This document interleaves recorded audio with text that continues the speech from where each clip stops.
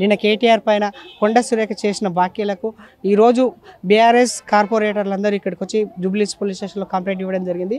దీనికి సంబంధించి జూబ్లీహిల్స్ వెంగళరావు నగర్ కార్పొరేటర్ తేదీపీ గారు ప్రస్తుతం మనతో పడుతున్నారు. దీన్ని ఏ విధంగా తీసుకుంటున్నారు మేడం? చేసిన వ్యాఖ్యలు ఇది తీవ్రంగా ఖండించాల్సిన వ్యాఖ్యలండి. ఒక మహిళ అయి ఉండి మంత్రి పదవిలో ఉంటూ ఉన్నతమైన పదవిలో ఉండి ఆవిడ ఆదర్శంగా ఉండాల్సింది పోయి నలుగురికి ఆదర్శంగా ఉండాల్సింది పోయి ఇలాంటి వ్యాఖ్యలు చేయడం అనేది తీవ్రంగా మేము ఖండిస్తున్నాము.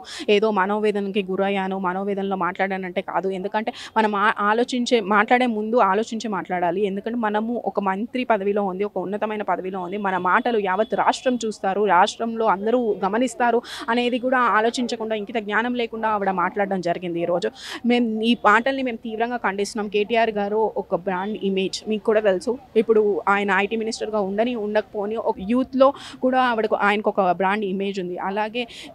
అలాగే సినీ ప్రేమికుల్ని ఏనాడు కూడా మేము రాజకీయంలోకి రాని వాళ్ళని కూడా ఇన్వాల్వ్ చేసేసి వాళ్ళందరి గురించి మాట్లాడి, అంటే ఇలాంటి ఫేమ్ ఉన్న సినీ ప్రముఖుల్ని కానీ లేకపోతే ఫేమ్ ఉన్న నాయకుల మీద కానీ ఆవిడ కౌంటర్ ఇట్లా మాట్లాడితే ఇమీడియట్ ఓవర్ నైట్ నేను స్టార్ అయిపోతాను అనుకోవడం అనేది కరెక్ట్ అయిన పద్ధతి కాదు. అందుకని మేము ఇమీడియట్గా ఏసీపీ గారికి, బంజారాహిల్స్ పోలీస్ స్టేషన్కి వచ్చి ఏసీపీ గారికి, సిఐ గారికి కూడా ఫిర్యాదు ఇవ్వడం జరిగింది. దీని మీద లీగల్గా ఎటువంటి యాక్షన్ తీసుకోవాలి వాళ్ళు తీసుకుంటామని చెప్పి ఒక అక్నాలెడ్జ్మెంట్ కాపీ ఇచ్చారు.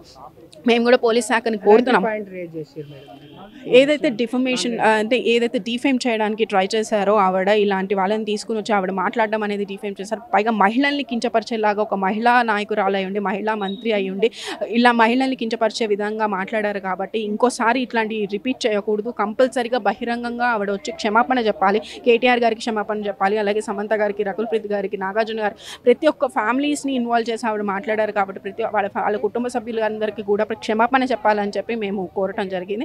అలాగే లీగల్ వైజ్ ఏదైతే ఆవిడ స్టేట్మెంట్స్ బహిరంగ సోషల్ మీడియా అనేది అందరూ మొత్తం యావత్ రాష్ట్రం చూస్తుంది. ఈరోజు అసలు అందులో వాస్తవాలు లేకుండా, ఏ ఆధారాలు లేకుండా ఆవిడ మాట్లాడడం జరిగింది.